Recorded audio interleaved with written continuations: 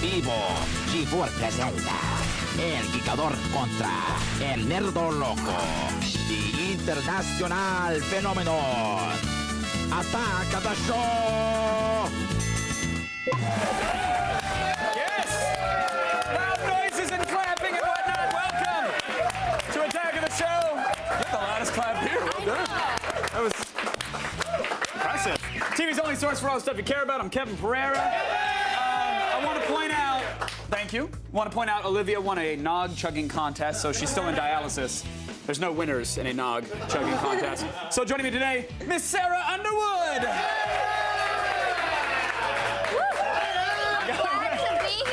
I think I just reviewed you like a magician. Thanks for the opening, Kevin. You're welcome. I'm glad to be here. We're coming to you live from the G4 studios in Los Angeles. You're damn right. On the show today, we have a Hanukkah jam that will keep things bumping for 8 crazy nights. It's electronic, it's kosher, and it's around the net. Plus, Olivia's here in spirit. She's gonna take you behind the scenes of her Maxim cover shoot, and you will see Olivia versus a trampoline. And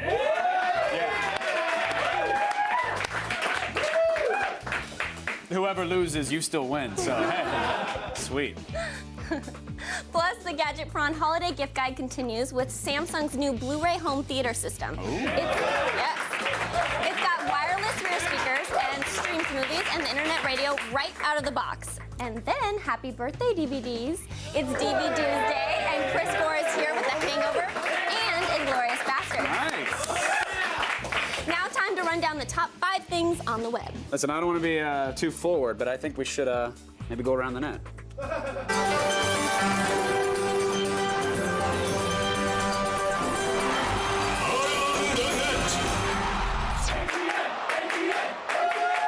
Yeah, that was my ATM dance.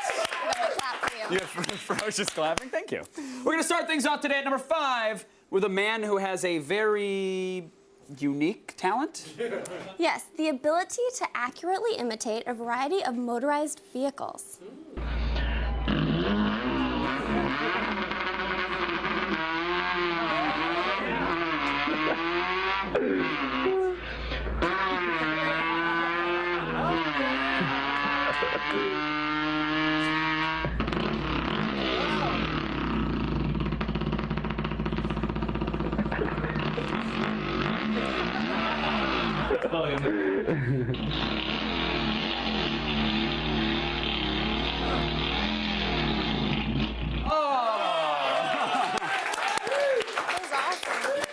Do you think he makes those noises when he's on his Schwinn delivering ecstasy around the trailer park? Like, do you think?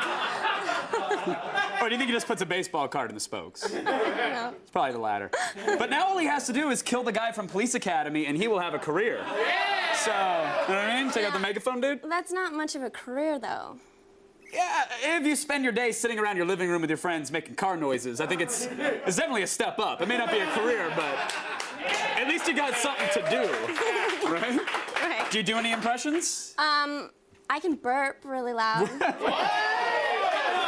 It's my only talent. How do you breathe in air? Or I do you breathe need, in like... the air and then it just... Oh, by all means, Miss Sarah Jean. It'll take me a minute, so after this next one, I'll build it up and then Okay, all right, I got this. Today's number 4 item. Oh, that's called the tease, kids. That's professional television right there. Today's number 4 item. We can get you like a beer-stained tank top if that's what you need to really get the character. No, I'm All right, fair enough. Take your time. Today's number 4 item is our Hanukkah gift to you, and just trust us, we'll get you the other 7 at some point. But here's one.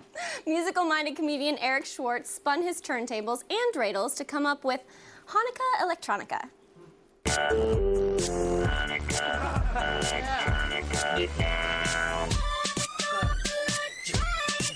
No matter where you are, you could be a Jewish star. Check out my yarmulke, made by Lady Gaga. I play the dreidel with the poker face. I drink too much Manischewitz and get kosher face. Watch out, boy, with the dreidel I destroy. And yes, PayPal accepts. I got a robot to cook my latkes, roll my balls of matzah. Hanukkah Electronica. Hanukkah Electronica.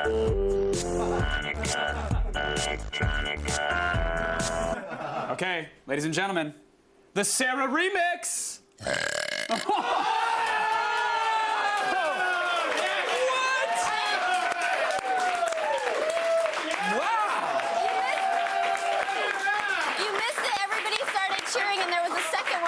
out. There was a burpee aftershock? There was another one, and you guys... There was a tremor? Yeah.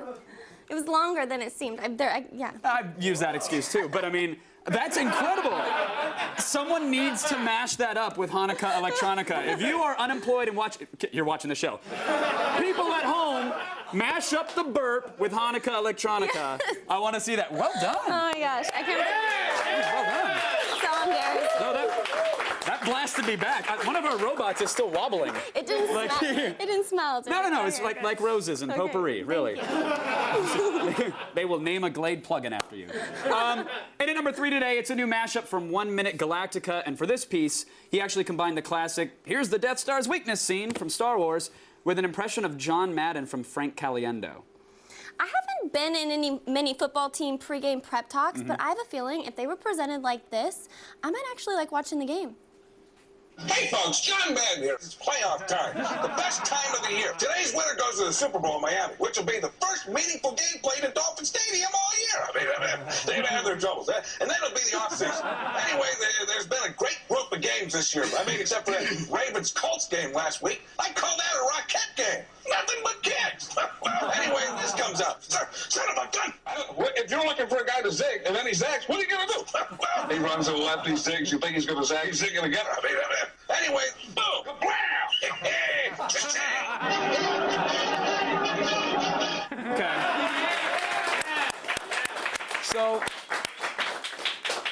So that's how you score in football? Because then it makes sense now. I kind of get it. I think I get the sport. Yeah. No, that was footage from Star Wars, remember? Okay, now I'm confused again. When do you rotate serve? Don't worry about it. Okay, all right, I won't. Today's number 2 video is the latest creation from noted strange person, Syriac. Yeah, we've shown his work on Around the Net before, and it's really never failed to delight and confuse. And this time, he's combined his trance-like animating powers with the graphic design of Miss Sarah Brown. I've got 2 words for you. Lay it on me. Zombie kittens. Huh?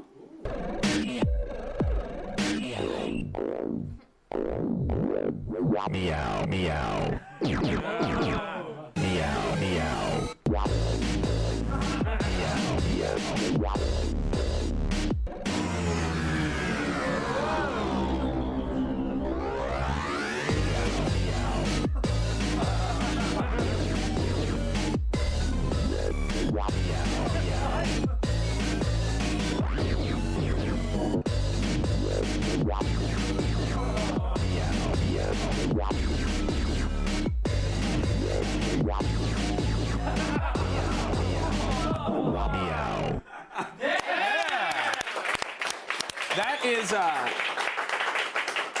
That's a lot, but I made a similar video, but it was stop motion with real kittens. That one was a lot more creative. Well, we should make it clear that while that video makes zombie kittens look pretty awesome, you should not attempt to make your own zombie kitten videos at home.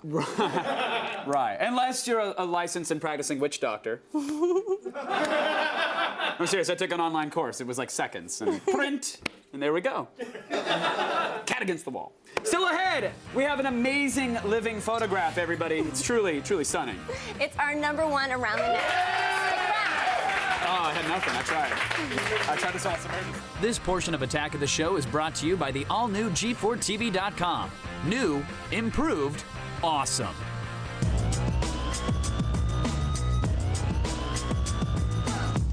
Announcing. I first started to gain weight when I went up to college. I would make excuses for myself all the time. I'm gonna eat a big dinner because I'm gonna start working out tomorrow. The shirt's too skinny, it's not me that's too big. By the time I step on a scale and it's 295, and that was the point where I looked and said, you've gotta change. I'm TJ. See my whole story and others like it at dogroove.com. If I can do it, you can do it too. Happy Honda Days. Happy Honda Days to you. Oh my gosh, oh my gosh. Celebrate with a new Honda Civic. Just $179 a month or get 0.9% financing. See all the Happy Honda Days deals on every new Honda at your Twin Cities Honda dealers today. Or shop 24/7 at TwinCitiesHondaDealers.com. Anything's possible during Happy Honda Days. Drive Honda. Drive happy. Happy Honda Days. On the next Human Wrecking Balls, the Pumphrey brothers bust up a barn. The tractor was red and it was big. We pushed it through the wall. And with Craig and Paul on the job, it's always safety last. It's Man vs. Man-Made. Human Wrecking Balls Season 2. All new tomorrow at 8. Only on G4.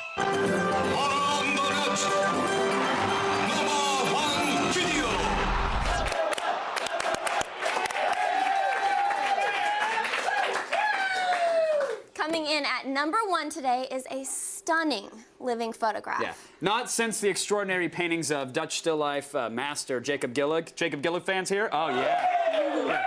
Well, not since his work has a frozen image so captivated its audience.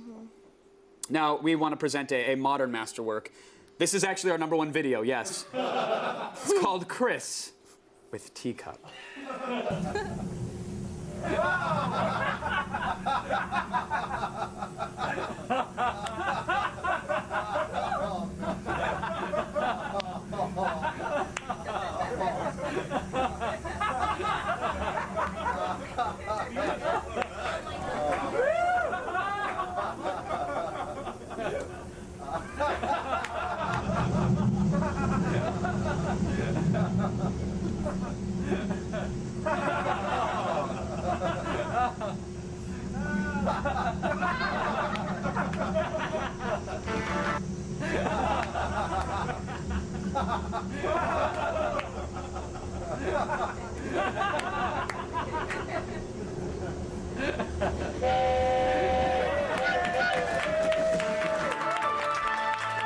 Broadcasting from WAOTS in Los Angeles.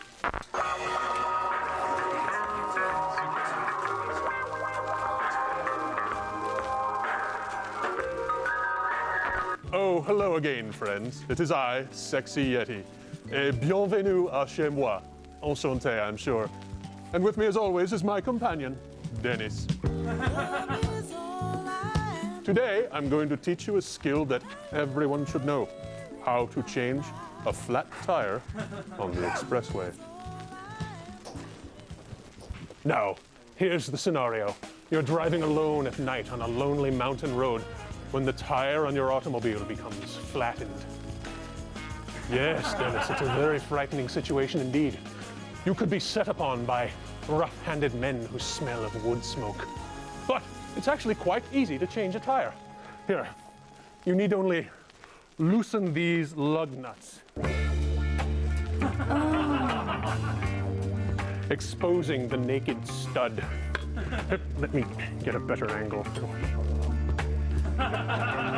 No, Dennis, I have been working out. It's just my hands are slick from all this moisturizer. Well, if you know a better way to keep your skin silky smooth, I'd love to hear it. There we go. And then you need only remove the tire and oh my. Oh, it just popped off. Oh dear.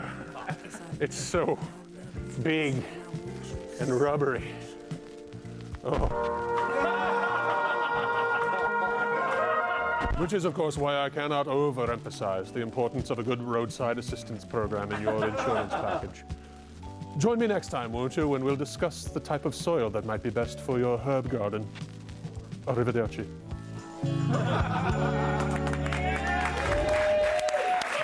Oh, Sexy Yeti. Oh, that was interesting. Is that the adjective you want to choose to describe that? Interesting? I've never seen that before. It was interesting. Well, you can't unsee it now. Sorry. That happened. By the time you get finished connecting all the cords and wires on your home theater system, walking through your living room can be like crossing over a North Vietnamese rice paddy. Right? Is anybody with me? No? So why not go wireless?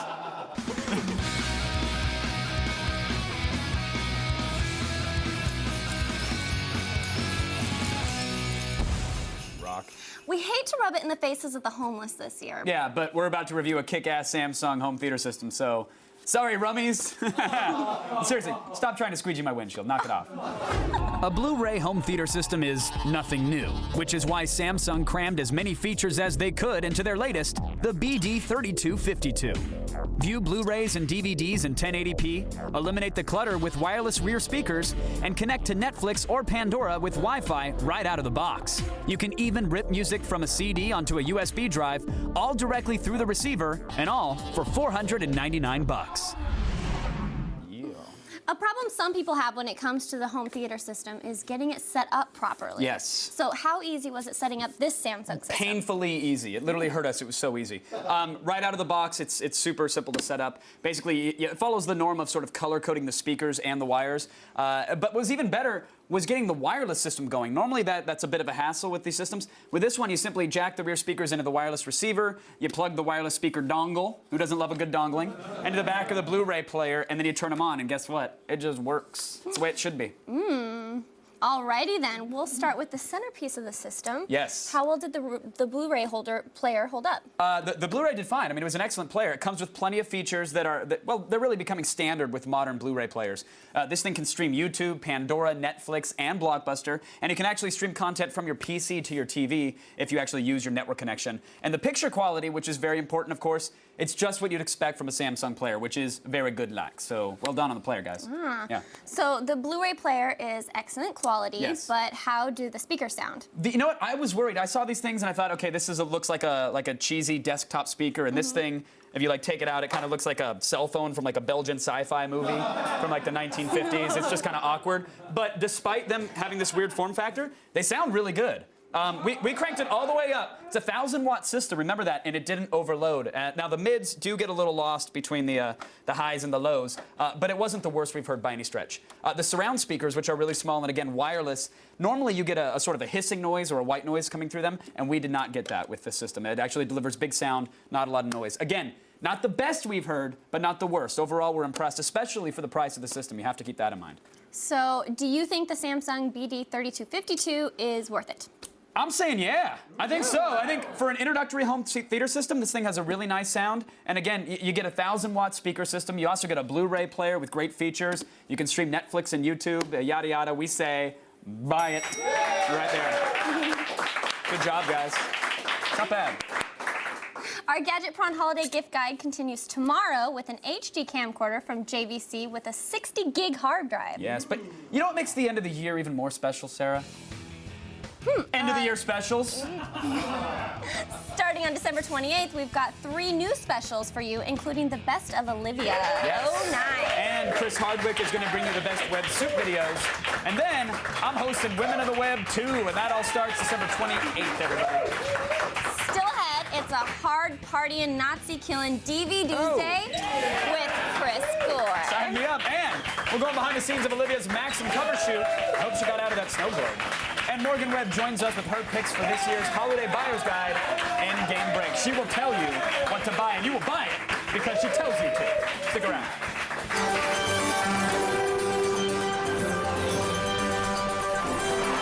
What happens next? This guy's trying to mount a stack of boxes by barreling towards it on a mini forklift. What happens next? Does he mount the pallet perfectly? Does he miss the stack of boxes and go face first onto the ground? Or does the forklift skid and send him flying into the pile? Find out when we return.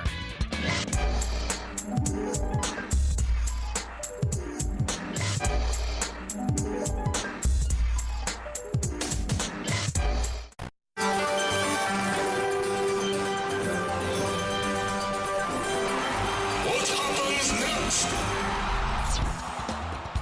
This guy's trying to mount a stack of boxes by barreling towards it on a mini forklift. What happens next? Does he mount the pallet perfectly? Does he miss the stack of boxes and go face first onto the ground? Or does the forklift skid and send him flying into the pile?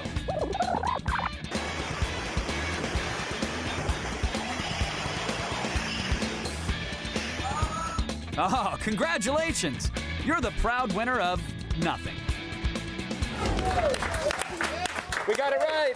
We win nothing. You got it right, I got it wrong. I read it, so I know. I'm a little bit of a cheat. Hey, everybody, we're live. And the news is happening, right, Blair? That is right, Sarah. And by the way, to answer your question from earlier, I am with you. Anywhere. Like a stalker. Start the feed.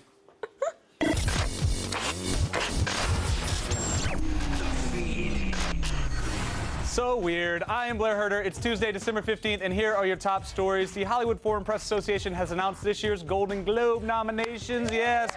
So excited for this. Avatar will compete for Best Drama, and James Cameron, I call him Jimmy, got a nomination for Best Director, too. The Inglourious Basterds crew picked up nominations for Best Drama, Best Supporting Actor, Best Director, and Best Screenplay, where Tarantino will compete with Neil Blomkamp and Terry Tatchell's script for District 9. On the TV side of things, Dector picked up 3 noms, including Best Drama, Best Actor for Michael C. Hall, and Best Supporting Actor for John Lithgow, who totally should have won for Harry and the Hendersons, so I hope he wins something for this.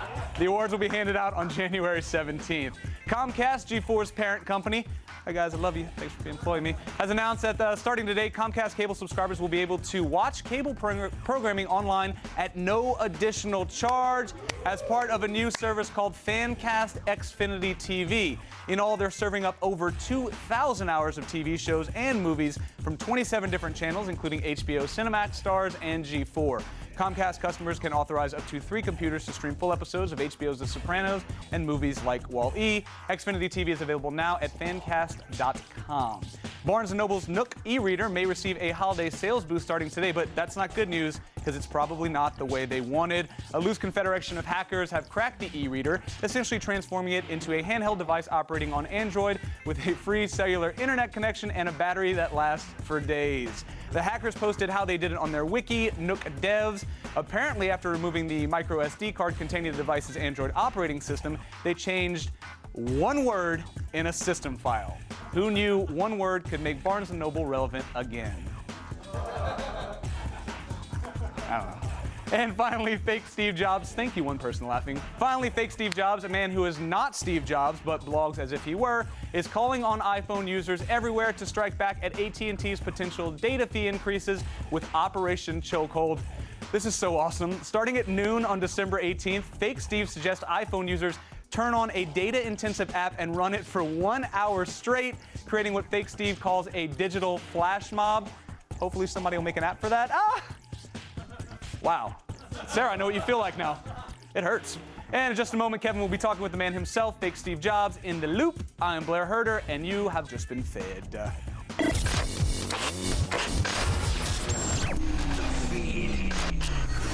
Yes, as you just heard, this Friday, AT&T's questionable network may sag to new lows as Operation Chokehold is launched. We're going to reveal everything about the protest by AT&T's customers right now in the loop.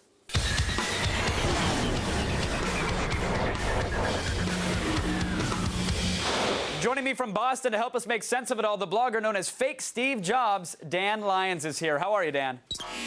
Good. How you doing? I'm doing very well, thanks. Now, when I hear Operation Chokehold, I think like we're sending Chris Brown after Osama or something like that. But this is an attack on AT&T. In your own words, what exactly is this operation?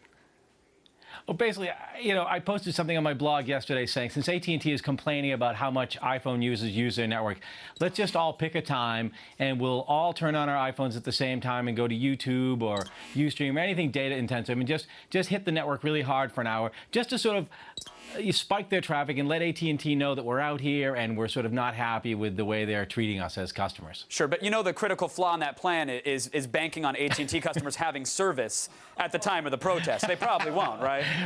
And the other flaw is banking on AT&T to pay any attention at all to customers. So yeah, it's a deeply flawed plan in many ways. But they have paid attention. I mean, this started off as basically a practical joke. And now would you call it a real protest? I mean, you're sort of spearheading this thing, reluctantly or not. You're the man in charge. So is this thing happening? Is this a real protest?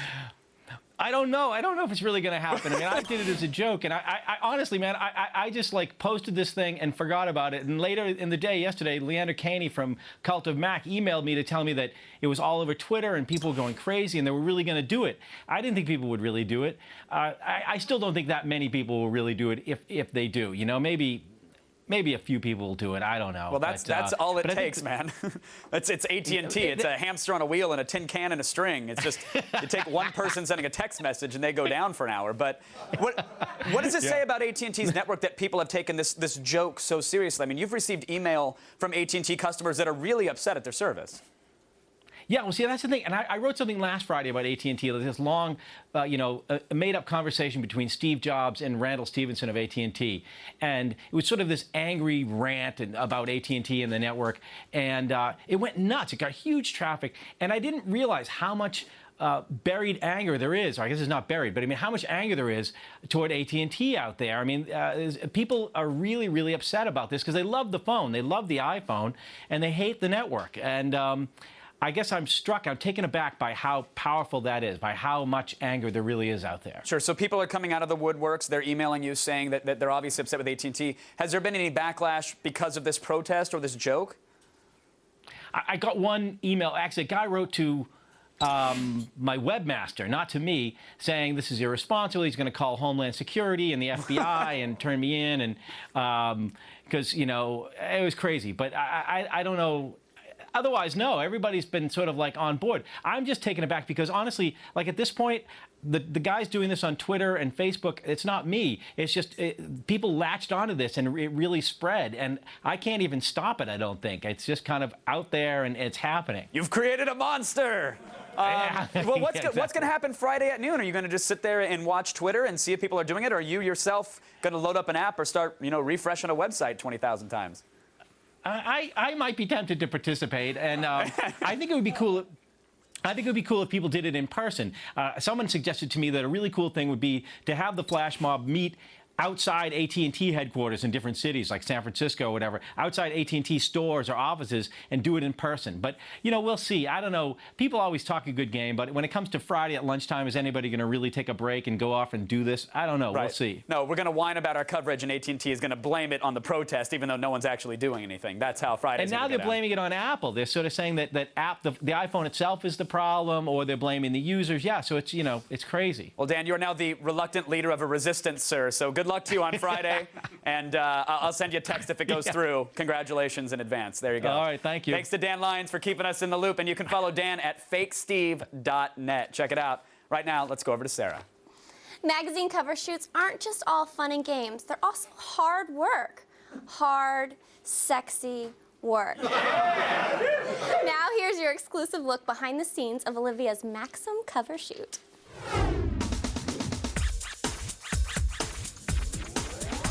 Hey everyone, welcome to my January Maxim cover shoot. Happy New Year!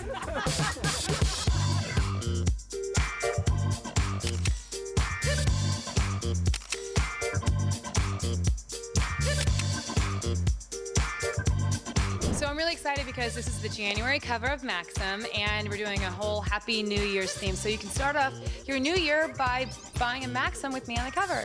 I think the look for the cover is just raw, very sexy. It's an amazing photographer, Miko Lim, who does such great work. And I think that for the first time in a long time, fans are going to really love all of the stuff because it looks like me. Why Olivia? I mean, again, she's hot, she's amazing looking, she's got the whole package. She's funny, she's sexy, she's smart, she's the next big thing. Yes! This is a special request from me. The photographer's request was Veuve Clicquot champagne and a 6-pack of Samuel Adams. Mine was pie and a tub of Cool Whip. Wanted?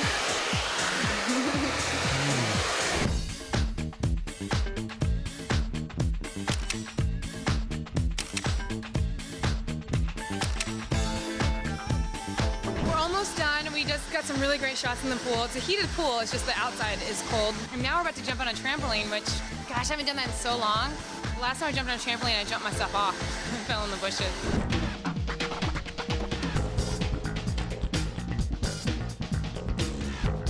Well, that's a wrap on my very first Maxim cover shoot. I'm so excited. Thanks for coming behind the scenes with me. Make sure to pick up the magazine when it comes on stands in December. It's the January Maxim cover. Thanks so much. I love you all. Olivia's Maxim's hit stands this Thursday. Now, looking for something with moving pictures? It's time for DV Tuesday.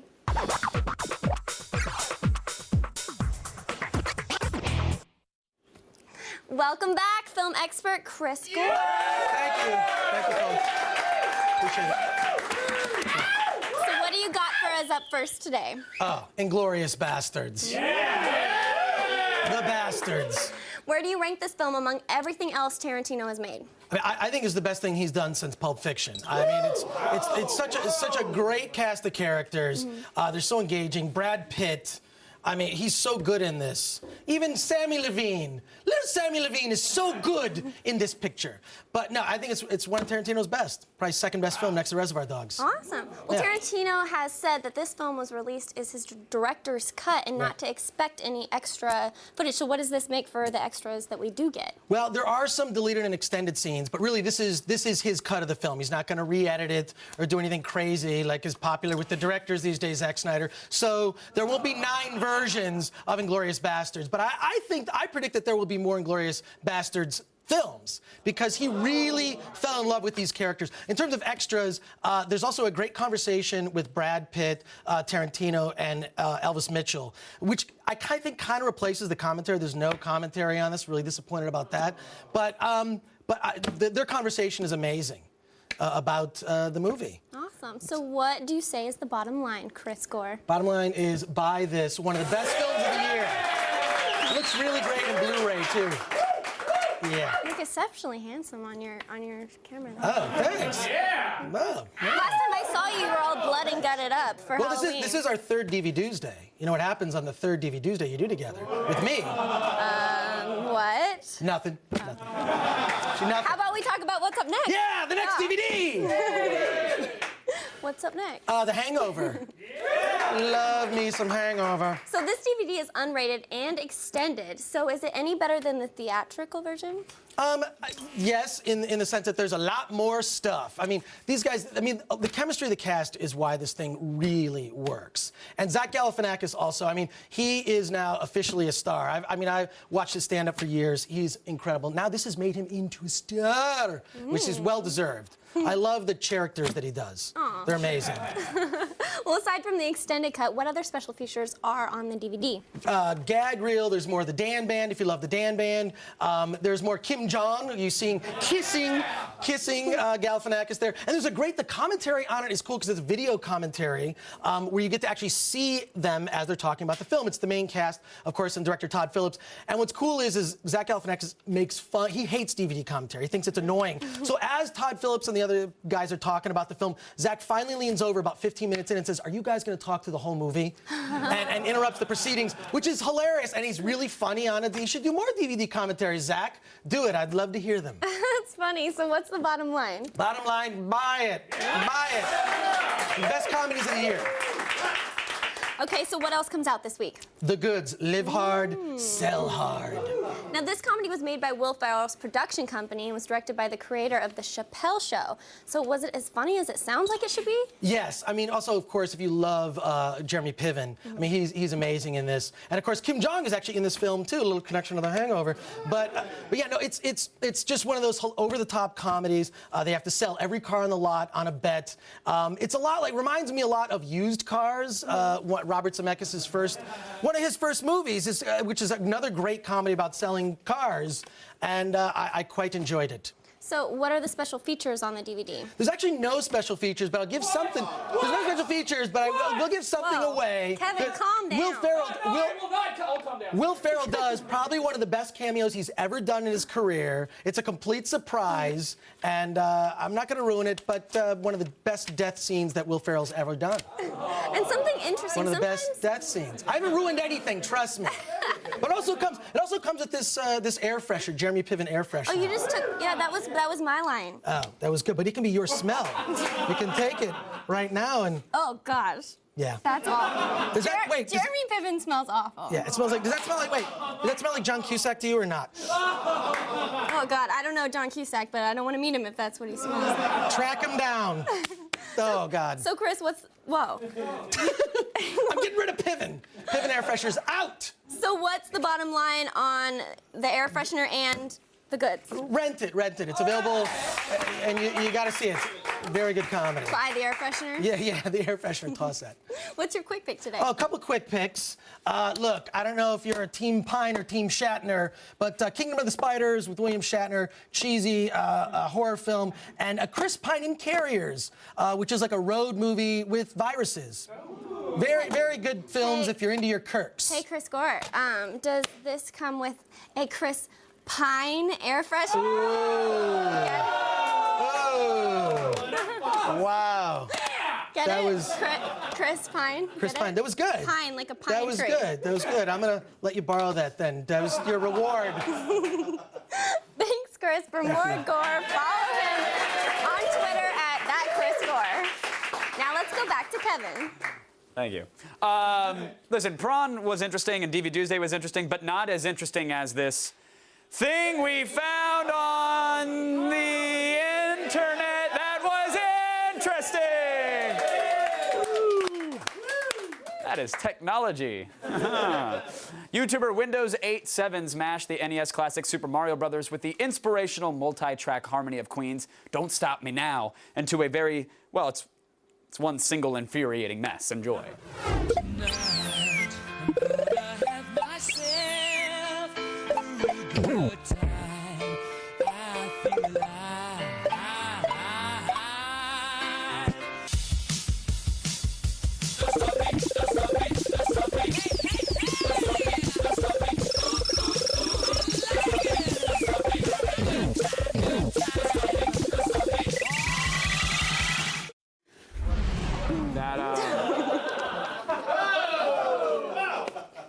That gave me epilepsy and diabetes. Obviously, that guy's an unemployed genius.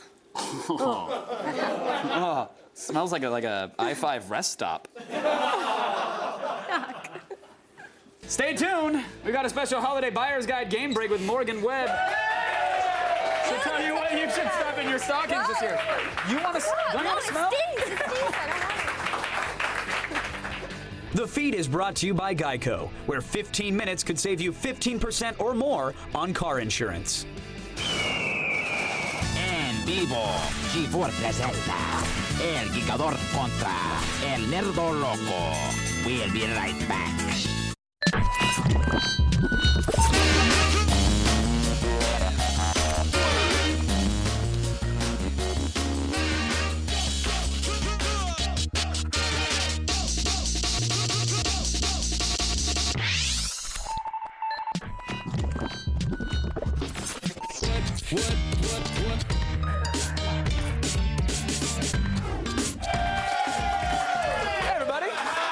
Let's say you're slacking on your Christmas or Hanukkah or Kwanzaa shopping or whatever the hell you're doing.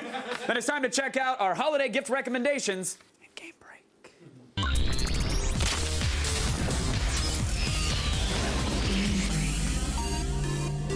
Please welcome back X-Play's Morgan Webb! I know, they're so excited for me. It's fantastic. Yes, holidays are coming. They are. And They're right around the corner. They're right around the corner, and I have recommendations, and you also have recommendations. I do, but no one cares about what I have to say. So let's start with you. care. What was one of your favorite games of the year? We know. This is something that is sort of a foolproof gift. Ratchet and Clank feature a crack in time. We have some fans Is this here. like, oh, foolproof for your 6-year-old or foolproof for all gamers? This game is actually rated E for everyone, and it's nice to have a game so you're not coming to your 11-year-old nephew's house with like Modern Warfare. Hey, buddy, how you doing? Oh, you're stabbing a hooker. Okay, well.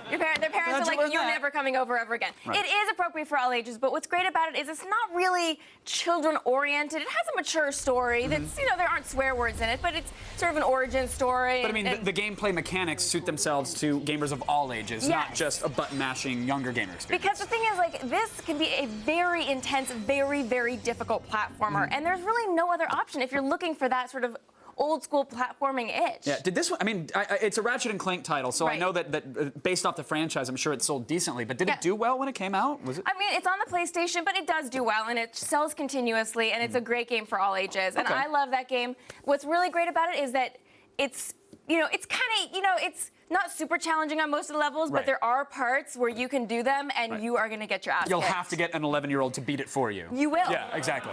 Now, I don't want to come off like an Xbox fanboy here because my second title will be PS3. Right, But okay. one of my favorite titles this year was actually Shadow Complex. Right, very good. If you're a fan of side scrollers, if you like Metroid and Castlevania, Shadow Complex is the jam.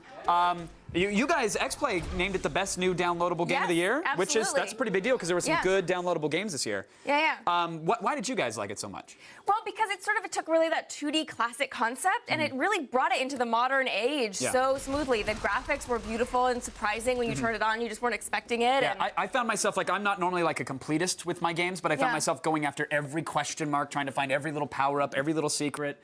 I really enjoyed it, and it's like $15. It's such a good deal. Yeah, get somebody a gift card, give them the gift of Shadow Complex, and then Yes. talk to them midway through 2010 when they beat it. What's your next pick, Miss Webb? I would say Assassin's Creed 2. Really? I would. Little Ass Creed 2? All right, why? First of all, it's another sort of good value for your money game. Like, you give somebody this game and they're going to be playing it for a long time. It's not like, you know, they're going to play Modern Warfare single player for like 6 or so hours Right. and put it down. You know, there's a little double blade action. They're stabbing in the face. And in this one, they're not historically doing. accurate. In this one, they're not doing the same mission 40 times in a row for 6 hours, I know right? you weren't a big super fan of the first one. No, but I although beat it. You did finish it. I did finish so it. You can't so talk too much about. I like swan diving into hay. But this one does have all that going for it. A variety of missions. Variety of missions. It has great combat. You know, it has sort of all the things you really wished were in Assassin's Creed 1. And I think my second pick very quickly, Yes. and I know you would have picked this as well, but you knew I was going to gush over it. Yeah. Uncharted 2 among thieves. XPlay's best game of the year. Fantastic one, best game of the year. Great story. Great single player and great multiplayer. Yeah, and great cinematics, super fun game, so I can't recommend that enough. It's the reason to own a PS3, hands down. And so those are great recommendations, but what about the worst games of 2009? Because there were a lot. There were some bad ones. XPlay is actually, we have our Golden Mullet Awards, and they're coming up Golden next Mullet Awards. week. All right, what do you got? Exactly. We have categories like Outstanding Achievement in Franchise Suicide. Oh, Tony Hawk. Tony Hawk Skate. Outstanding Failure across multiple platforms. Also, Tony Hawk Skate. And most unnecessary remake of a 7-year-old PS2 game. Yeah. You know what? We're going to give it to Tony Hawk Skate anyways. Good job, guys.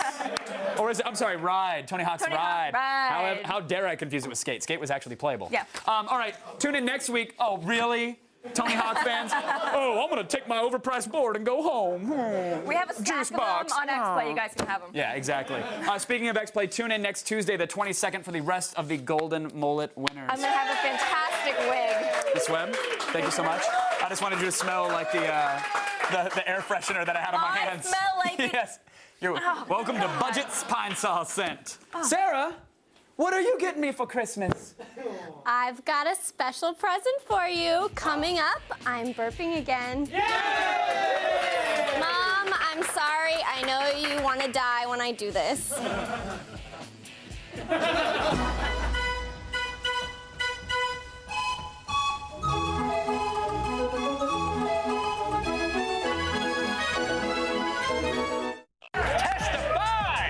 Coming up tomorrow on an all-new AOTS, Gadget Prawn's holiday gift guide under $500 continues with JVC's new camcorder, and it's got a 60-gig hard drive.